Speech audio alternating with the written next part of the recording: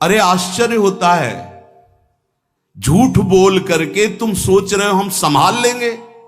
नहीं नहीं, झूठ तुम्हारा नाश कर रहा है, तुम्हें पता नहीं। जिस जिह्वा से नाम जप कर रहे हो, अगर नाम का विशेष फल प्राप्त करना है, जल्दी फल प्राप्त करना है, आपको दुखों से बचना है, पाप भस्म करना है, तो झूठ बोलना बंद कर दीजिए। क्या बिगड़ जाएगा आपका? सच्ची बोलने में क्या बिगड़ जाएगा? सच्ची बोलना शुरू करोगे, हिम्मत नहीं रह जाएगी पाप करने की। ये जो पाप करने की तुम्हारी हिम्मत पड़ रही, झूठ बोलने के कारण पड़ रही। नहीं, असत्य संपातक पुंजा, सबसे बड़ा पाप झूठ बोलना। उससे क्या होता है? हर चीज हम छुपाना चाहते, किससे? उस सर्वज्ञ परमात्मा से, गुरुदेव से। नहीं, झूठ नहीं। नाम इसीलिए नहीं चल पा रहा, थोड़ी दिन नाम चलाएंगे छूट जाएगा, क्योंकि आप झूठ बोलते हैं, पापाचरण करते हैं। अगर नाम को चलाना है तो नारायण स्वामी जी कह रहे हैं, पहली बात मौन का आश्रय लीजिए, कम बोलिए, अधिकतर चुप रहना सीखिए, तभी नाम चला पाएंगे। जो कार्य कर रहे हैं आप उस पर ध्यान दें, उस कार्य को एकाग्रता पूर्वक करें, वाणी को मौन रखें, उस वाणी से धीरे धीरे नाम उच्चारण करें। कम से कम 24 घंटे में 4 घंटे मौन का तो सबको अभ्यास कर लेना चाहिए। 24 घंटे में 4 घंटे मौन का। तो ऐसे ऐसे बुद्धिमान हो कहेंगे हम 6 घंटे मौन रहते हैं। कब? बोले जब सोते हैं तब। आप 4 घंटे कह रहे हो, हम 6 घंटे मौन रहते हैं। 24 घंटे में हम 6 घंटे मौन रहते हैं, बहुत बुद्धिमान है। बोले आप 4 घंटे कहते हो, हम 6 घंटे मौन रहते हैं। तो कब आप मौन रहते हैं? बोले जब सोते हैं तो 6 घंटे सोते हैं, मौन ही रहते हैं उस समय। मौन जागृत की कह रहा हूं, 4 घंटे का। नारायण स्वामी के बहुत बड़े महापुरुष हुए, तुम 4 घंटे मौन का अभ्यास करो, ऐसा निकालो 2 घंटे, 2-2 घंटे करके 24 घंटे में 4 घंटे मौन। उस समय हम किसी से बात नहीं करेंगे, नाम जप करेंगे। कार्य करो, कार्य करने के लिए मना नहीं कर रहे हैं। कम बोलो। आजकल लोग अपनी जीवनी शक्ति को बोलने के द्वारा बहुत नष्ट कर रहे हैं, व्यर्थ की बातें करते रहते हैं। 4 आदमी चल रहे हो, आप पीछे चलिएगा, सुनते, बेमतलब की बातें। नाम जप नहीं होगा, वो डिलीट नहीं होंगी, वैसे ही बनी रहेंगी, अगले जन्म के लिए तैयार हो रहा है। इसलिए नाम यदि सिद्ध करना है, नाम का फल लेना है, नाम का आनंद लेना है, तो वृथा भाषण बंद करो, बेकार की बात बंद करो। जितना कम बोलने से काम चल जाए उतना। सामने वाले को बोलने दीजिए, आप बीच में नाम चल रहा है जी, नाम चल रहा है। जब कोई आवश्यक बात हुई, पवित्र शब्द बोल दिया, नहीं चुपचाप सुनो।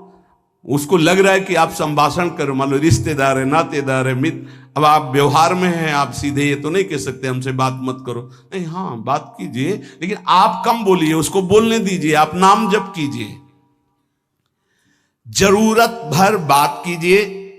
बात में भगवान की चर्चा हो तो कोई बात नहीं, अगर प्रपंच की चर्चा है तो बचने की कोशिश कीजिए। अपने संबंधियों, अपने दोस्तों, अपने व्यवहारियों से व्यवहार, दोस्ती, संबंध शिथिल कीजिए, तभी नाम में प्रीति होगी। अगर ये कि अब हमारे दोस्त आ गए हैं तो फिर वो दोस्त छूट जाएगा नाम, अब बातें शुरू हो गई प्रपंच की।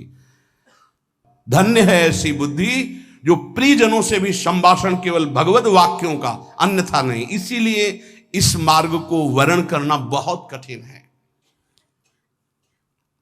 एक ऐसा तुम्हारा निवास स्थान होना चाहिए अलग, जिसमें अपने रिश्तेदार, नातेदार, व्यवहारियों का प्रवेश ना हो। आपकी शैया अलग होनी चाहिए। अगर नाम जापक नाम सिद्ध करना चाहता है, नाम का फल लेना चाहता है, नाम निरंतर चलाना चाहता है, तो जिस आसन पर आप बैठते हैं उसी में प्रपंची, विषयी, सांसारिक वृत्ति वाले बैठेंगे तो भजन की वृत्ति नहीं बन पाएगी। एक ऐसा, वैसे होते हैं घरों में बैठने वालों का अलग, लेकिन साधन कक्ष अलग होना चाहिए अपना। किसी का यदि प्रवेश ना हो तो आप देखेंगे कि आपके साधन के परमाणु आपको वहां बैठते ही तत्काल विक्षेप रहित करके भजन में लगा देंगे। अगर घर में ऐसा कुछ ना हो तो एक आसन अपना अकेला रखिए, जिस पर आप शयन करें वो आसन केवल आपका ही होना चाहिए।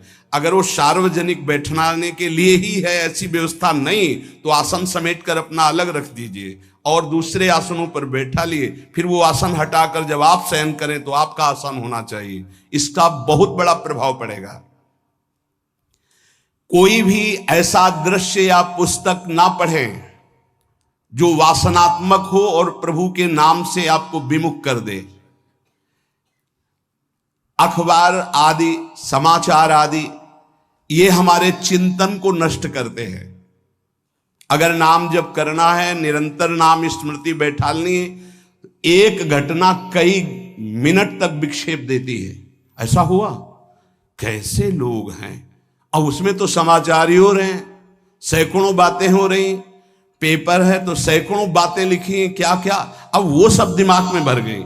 इतना व्यसन है किसी किसी को पेपर पढ़ने का, समाचार पत्र पढ़ने का, कि सुबह होते ही वो विरह में रहते हैं कि पेपर आ जाएगा। आया नहीं, मिला तो ऐसी एकाग्रता से पढ़ते हैं जैसे वेदांत चिंतन करने वाला वेदांत चिंतन। चश्मा लगा, चाय रखी, ठंडी हो रही, उससे मतलब बीच बीच में चाय और चश्मा से और पूरे दिमाग में वही। अब क्या करेगा, जो पढ़ा है उसका चिंतन बनेगा, वही बोला जाएगा।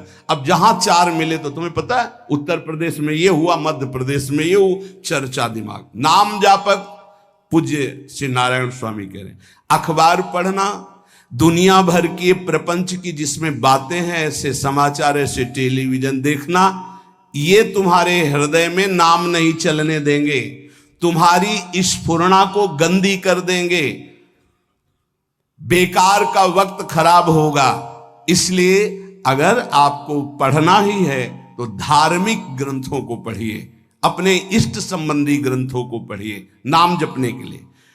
किसी को कभी वचन न दें। पांचवा, बहुत बहुत पॉइंट की बात करें, यदि आपने किसी को वचन दे दिया और पूरा नहीं किया तो भजन का फल वहां जाएगा, ध्यान रखना। यही हमसे सब त्रुटियां होती रहती है अपने लोगों से। जाओ आज से बाद वचन दे दिया, हम ऐसा नहीं करेंगे, नहीं करेंगे चाहे मर जाएं। और अपने लोग ऐसे फिसड्डी हैं कि शाम के वचन देते हैं और सुबह फिसल जाते हैं, 2-4 दिन बहुत बहुत चला फिर फिसल जाते हैं। बोले कसम से आज से ऐसा नहीं करेंगे। तो आप इसको खिलवाड़ न समझें, आपके सुकृत नष्ट हो रहे हैं, वासना आपके सुकृतों को नष्ट कर रही। दूसरा, जैसे आपने किसी से कहा कि मैं शाम के 5 बजे आ जाऊंगा, तो 5 बजने में 5 मिनट कम होने पर आपको पहुंच जाना चाहिए, 5 मिनट ओवर होने पर नहीं, उसके पहले ही आपको ऊपर। यह संतों के जीवन में देखा गया है। समय का बहुत बड़ा जीवन में अस्तित्व है। अगर आप किसी को समय दें, फिर उसमें प्रमाद स्थिति नहीं होनी चाहिए। 5 मिनट पहले पहुंचिए। समय दिया है किसी को तो 5 मिनट पहले उसको इंतजार ना करना पड़े। रात को सोते समय नाम जापक उपासक विचार करें, मेरा नाम किन किन कार्यों में छूटा, मेरे से कौन कौन सा पाप हुआ, मैंने कौन सी आज गलती की जो नहीं करना चाहिए, और उसे डायरी में नोट करें। नारायण स्वामी कह रहे हैं दूसरे दिन सावधानी पूर्वक वो गलतियां ना होने पावे जो हमने आज की। जब उपासक सत्य बोलना स्वीकार करता है तो उसके हृदय में डर जागृत हो जाता है। ध्यान रखना, डर ये माया के द्वारा प्रेरित है। अगर व्यापार में सत्य बोलेंगे तो पैसा अधिक नहीं आएगा, अगर हम सत्य बोल दिए तो डांट लगेगी, अगर हम सत्य बोल दिए तो सब लोग जान जाएंगे मैं ऐसा गंदा हूं। सच्ची मानिए, सत्य बोलने का नियम ले लीजिए, आप निष्पाप हो जाएंगे, आप महात्मा बन जाएंगे अंदर से, कोई भी पापाचरण आपके जीवन में नहीं रह जाएगा। भगवान का नाम सत्य है, उस नाम को चलाने के लिए झूठ बोलने वाला नाम को कैसे चला सकता है। सत्य बोलने से यदि तुम्हारा नुकसान हो रहा है तो तुम सह जाइएगा। नारायण स्वामी कह रहे हैं उससे बड़ा लाभ आपको श्री भगवान प्रदान करेंगे। आप सत्य बोलिए। आजकल भगवान पर विश्वास नहीं, इसलिए झूठ पर विश्वास है। कलयुग की ऐसी प्रेरणा है कि सब झूठ बोलने लगे हैं। कोई डरता ही नहीं झूठ बोलने में, पूरा का पूरा। जैसे नहीं कहते कुछ तो सत्य होगा, ऐसे ऐसे महानुभाव हैं कि 100% झूठ बोल जाते हैं, 100%। धन्य है मोबाइल जो झूठ बुलाने में बहुत प्रवीण है, बहुत प्रवीण है। अरे भाई हम नहीं मिल सकते, आज हमारा मन नहीं है, खत्म खेल हो गया, सत्य बात है, नहीं मिल सकते आपसे, मत उठाओ फोन। अगर तुम्हें झूठे ही बोलना है तो फोन क्यों उठाओ? नहीं बोलेंगे, नहीं उठाएंगे तो समझ जाएगा कि उनकी रुचि नहीं। ये झूठ क्यों बोलना, सत्य बोलो। झूठ से यदि आप बच गए तो आपके जिह्वा पे नाम निरंतर चलने लगेगा। ये झूठ ही नाम नहीं चलने दे रहा। असत्य आचरण, छुपाने की वृत्ति, असत्य भाषण, ये नाम में प्रीति नहीं। किसी को भी फुसलाने के लिए झूठ मत बोलिए। सत्य बोलने का अभ्यास कर लिए तो पापी जीव भी महात्मा बन जाए। सत्य आवश्यक है। एक बड़े कागज पर ऐसी जगह लिख के रख लो जहां तुम उठते बैठते देखते हो कि मुझे सत्य बोलने का नियम लेना है, झूठ नहीं बोलना है। सत्य साधन कर लो, फिर देखो नाम कैसे चलता है। तपस्या, बड़े बड़े पुण्य, बड़े बड़े तीर्थ स्नान उतना पवित्र नहीं करेंगे जितना सत्य बोलने से होगा। पर बहुत कठिन है इस समय सत्य बोलना। मतलब बात बात पे असत्य का ही वर्ताव हो रहा है, असत्य का अच्छा, ये कोई संसारी आदमी में नहीं, कुछ ऐसे होंगे जो सत्य की वार्ता करते नहीं। प्रायः क्या जाता है, झूठ बोलने में बोल दिया और सामने वाला राजी हो गया, हम निकल गए। लेकिन सत्य ना होने के कारण आप में सत्य आचरण, सत्य स्वरूप भगवान का नाम, भगवान को कहा गया सत्य नारायण, वो नाम नहीं चलेगा। भजन करने का पहला साधन है सत्य बोलना। जबान से सत्य बोला जाए। और भजन की संख्या प्रारंभ में जरूर लेनी चाहिए। यदि 10 माला का नियम लिया, 20 माला का नियम लिया, तो उसे निर्वाह करो। जैसे यहां शरणागति मंत्र मिलता है तो 11 माला प्रारंभ में दी जाती कि आपको करना ही है, ज्यादा हो जाए वो ठीक, 11 से कम वो कभी जीवन में नहीं। अपने जीवन में गुरु आज्ञा 11 माला तो करनी है, हर समय करना है। पर ये मन थोड़े दिन तो नियम में चलेगा, इसके बाद छोड़ देगा। दीक्षा तब लेनी चाहिए जब गुरु आज्ञा पे चलने की हिम्मत हो, नहीं तो ऐसे ही नाम जपो करो। जब नियम मिल गया 11 माला तो चाहे प्राण निकल जाए, हमको 11 माला पूरे करने, प्राण निकलने तक गुरु आज्ञा का पालन करना है। यदि आप नाम जब अधिक मात्रा में नहीं करेंगे तो जो आपको नाम मिला है उसका फल आपको अनुभव में नहीं आएगा। क्यों? क्योंकि नाम का हिस्सेदारी होती है, भजन की हिस्सेदारी होती है। जैसे किसी ने प्रणाम किया, वो भजन लिया। गृहस्थी को इसीलिए मना किया कि रास्ते में परिक्रमा मार्ग में हलवा पूड़ी ये सब बट रहा है, हाथ मत फैलाओ। वो दान कर रहा है, सुकृत कर रहा है, और कोई दूसरे ले विरक्त आदि। आप अपने भूख मिटाने के लिए 4 रुपया के चना लेके भले पालो, लेकिन दूसरे के द्वारा दिया हुआ हलवा मत पाओ। यहां धाम आए हो, भगवत कमाई करने आए हो, यहां नाम जप करो, कष्ट सहकर परिक्रमा दो। हो सके 4 रुपए की वस्तु लेकर के आप पशु पक्षियों को पवा दो, किसी एक का पेट भर। तुम मत पाओ दूसरे का। तुम चाहो तो उपवास कर सकते हो, या प्राण पोषण के लिए रूखा सूखा थोड़ा खा लो। ये दूसरे के आराम से धाम में हम आए 2-4 दिन खूब खाए पिए नहीं, भागीदारी हो जाएगी तुम्हारे पुण्यों की। वहां ऐसे फ्री नहीं है कुछ। भजन का भागीदार राजा भी होता है, जिसके राज्य में रह रहे हैं। जो अन्न देता है वो भजन का, जो वस्त्र देता है वो भजन। इसीलिए गृहस्थ को कहीं कुछ भी स्वीकार नहीं करना चाहिए। ये बहुत ध्यान रखें। अगर आप कहीं तीर्थ साधु आश्रम कहीं जाते हैं, कोशिश कीजिए कि किसी से सेवा ना ले, और अगर सेवा ले तो उसके अनुसार फिर अर्थ दे दे। अगर आपने वहां भोजन पाया, पानी पाया, तो उसके अनुसार सोच ले कि अगर हम इतना खरीदते तो कितने का मिलता, वो दे दिया तो आपका भजन बच गया। कभी आपको कोई प्रणाम नमस्कार करे, तत्काल बराबर प्रणाम करो। किसी को अपना भजन का हिस्सेदारी नहीं, सबका मंगल हो। ये भजन जितना बढ़ेगा तो आपको भगवदाकार कर देगा। दिन रात 24 घंटे में 21,600 श्वास चलती है। 21,600 श्वास में 6 घंटा तो सोने के चले जाते, उसमें तो चेतना नहीं रहती। अब हमको अगर 21,600 नाम हमको जपने को मिल जाए तो हमारी हर श्वास सार्थक हो जाए। जो हम 5-6 घंटा सोते हैं उसमें जिनका अभ्यास है तो बात अलग है, नहीं तो वो व्यर्थ जाती है। तो हमें एक श्वास में कई नाम जपने का अभ्यास करना चाहिए, जिससे 200 माला फेरने पर ये 21,600 श्वासों की गणना पूरी होती है।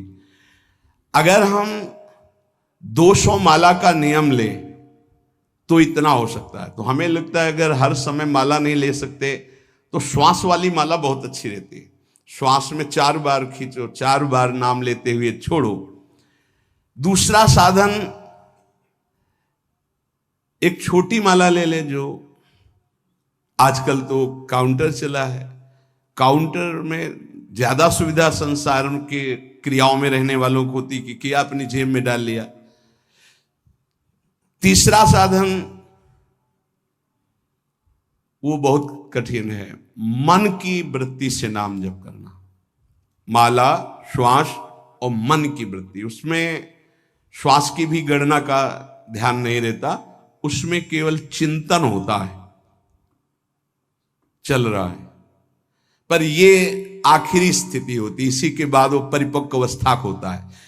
जिह्वा से धीरे धीरे नाम उच्चारण करते हुए ये पहला अभ्यास है। प्रारंभिक को एकदम मानसिक में नहीं पहुंचने की चेष्टा करनी चाहिए, 2-4 नाम के बाद मन प्रपंच में फंसा देगा।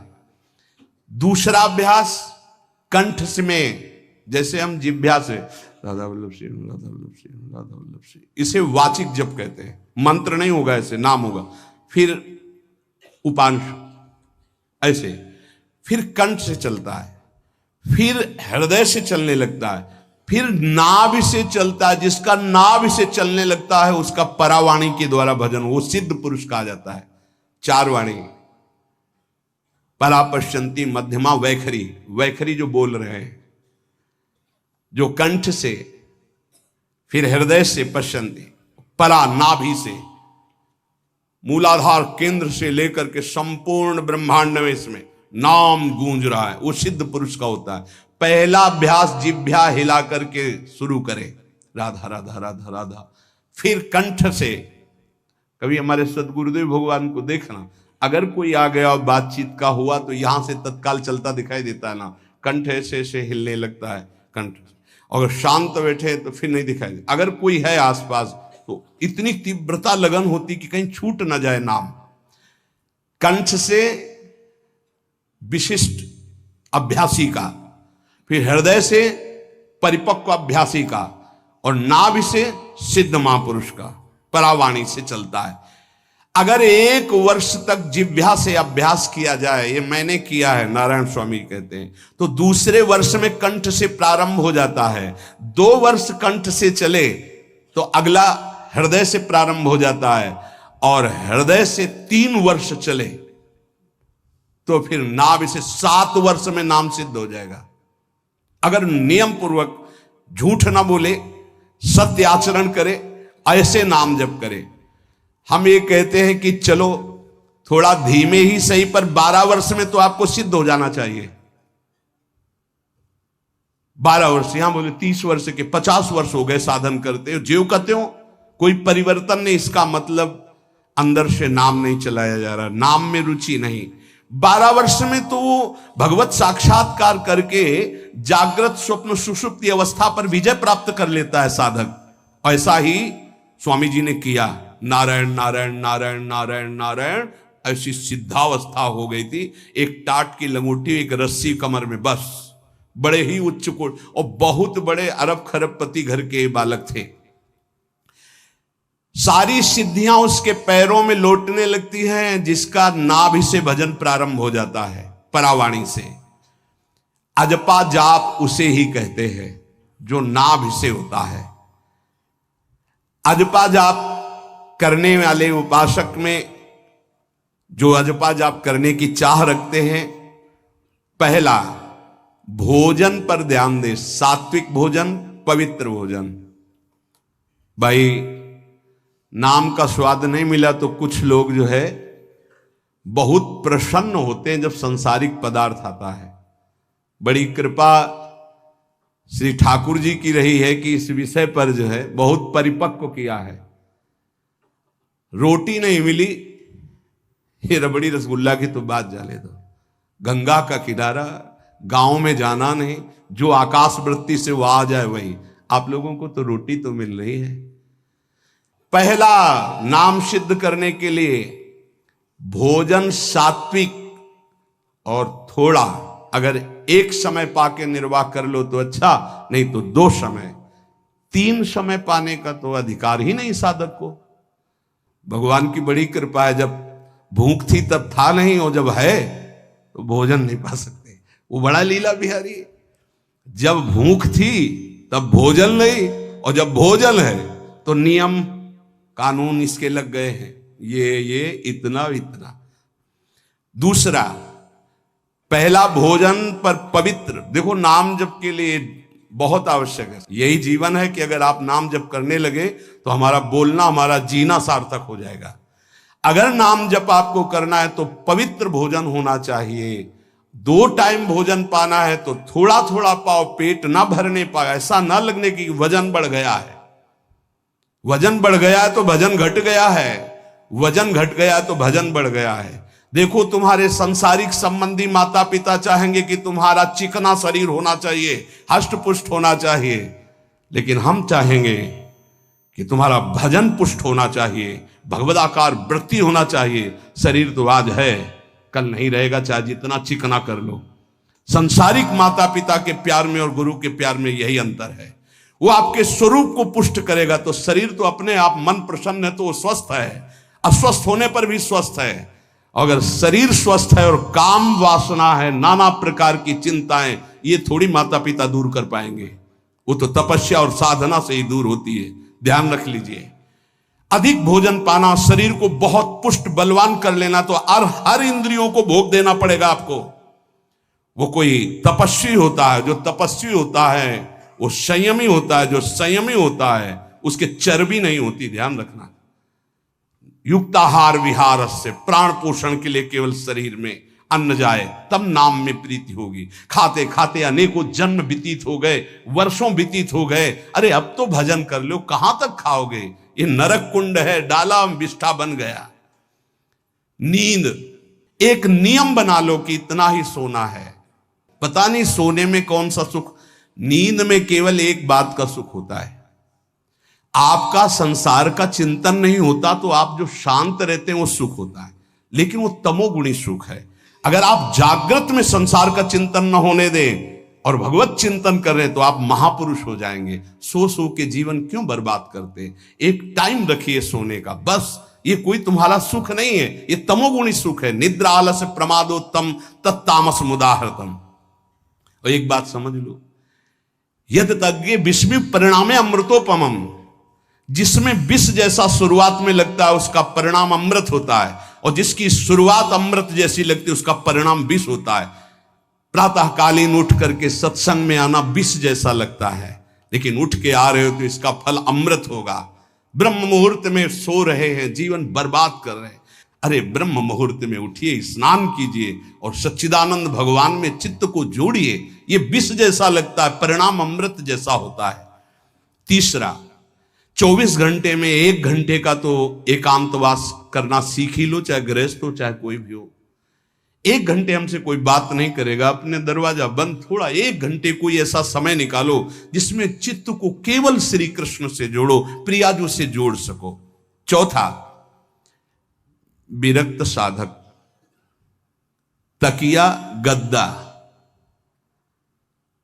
ये सब चीजें अगर लगा के सोओगे तो नाम जप नहीं होगा। देखो,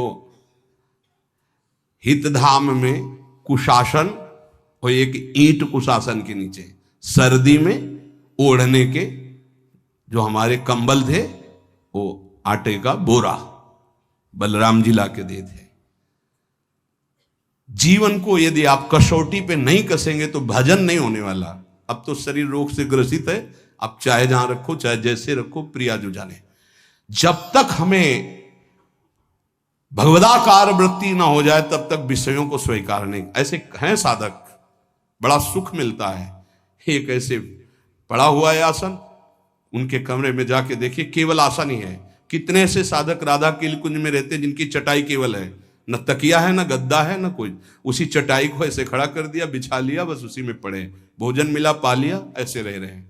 कमरे में देखो जाके तो ऐसा लगेगा कि इसमें कोई रहता ही नहीं, कुछ है ही नहीं, केवल चटाई है। तकिया गद्दा विशेष विलासिता की वस्तुएं तो नाम जप नहीं होने वाला, ध्यान रखना। जहां पड़े आराम से नींद आ जाएगी, सो जाएंगे, और जब तो नींद उतनी आएगी जितनी आवश्यकता है। भजन का खजाना तिजोरी में रखें, कभी किसी से बताएं नहीं कि आपका भजन कितने माला कितना होता है। पूज्य नारायण स्वामी जी कह रहे हैं,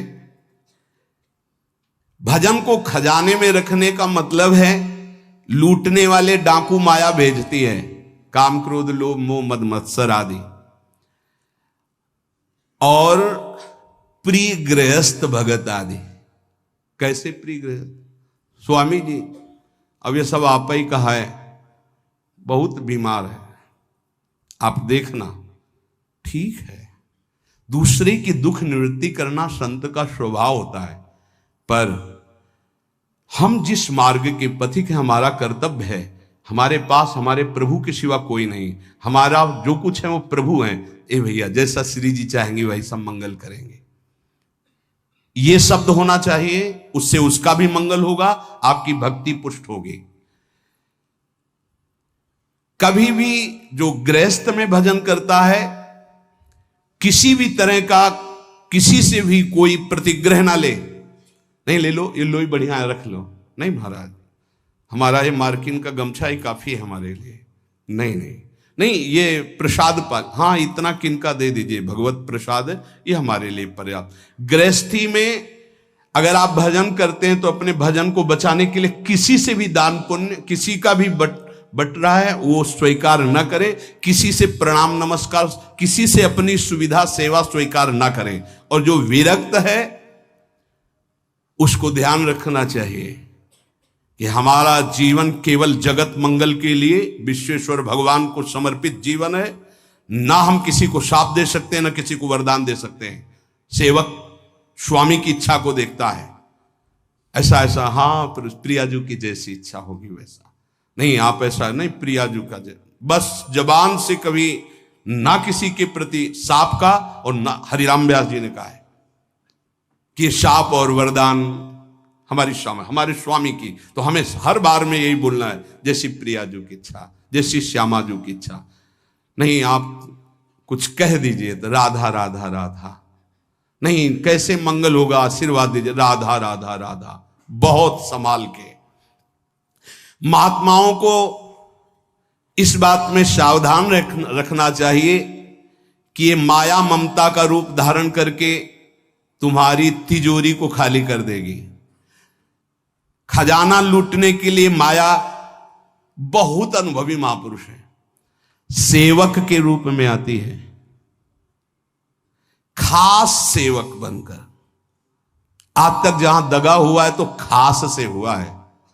जब वृक्ष कटने लगे तो आपस में बात की, भाई ऐसा कौन आ गया जो हमें काट सकता है? बोले हमारा कोई मिल गया। तो कुल्हाड़ में जो बेट है ना, बोले मिल गया कोई हमारा। खास बन करके आती है माया, सेवक सेविका रूप लेके। बहुत अनुभव की बात महापुरुषों की, मान लीजिए विरक्त जनों के लिए खास बात है। सेवक सेविका रूप रख करके माया आएगी। इसके बाद अगर आपने स्वीकार किया, फिर तुम सेवक होगे, वो स्वामी होगी। समझ रहे हो? बहुत अंदर से इस बात को समझ लीजिए। अगर आपको भगवत प्राप्ति करनी है तो जब तक शरीर में श्वास रहे, सेवा मत स्वीकार करना किसी की। कपड़ा धुलाना, खाना पीना, भीख मांग के खाओ, भिक्षा अन्न, या आकाशवृत्ति से जियो। जैसे मना, ना कपड़ा धो पाओ तो उतने पहनो जितना धो पाओ। किसी को अपनी सेवा में प्रवेश मत होने दो। अपने शरीर की सेवा, अपने जीवन की सेवा जब तक श्वास है तब तक स्वयं करो, नहीं तो तब लग जोगी जगत गुरु, जब लग रहे निराश, जब आशा मन में भई, जब गुरु और जोगी दास। इसलिए होश में परमार्थ के पथिक को कभी किसी की सेवा नहीं लेनी चाहिए, कभी किसी को सेवक नहीं बनाना चाहिए। भगवत भाव से नेकी कर दरिया में डाल, उपदेश दे दिया चल अपने मार्ग में। जीवन की ये बात हमारी अनुभव की मान लीजिए, अगर निर्विघ्न पंथ निर्वाह करना है तो कभी किसी को यहां सेवक न बनाया जाए।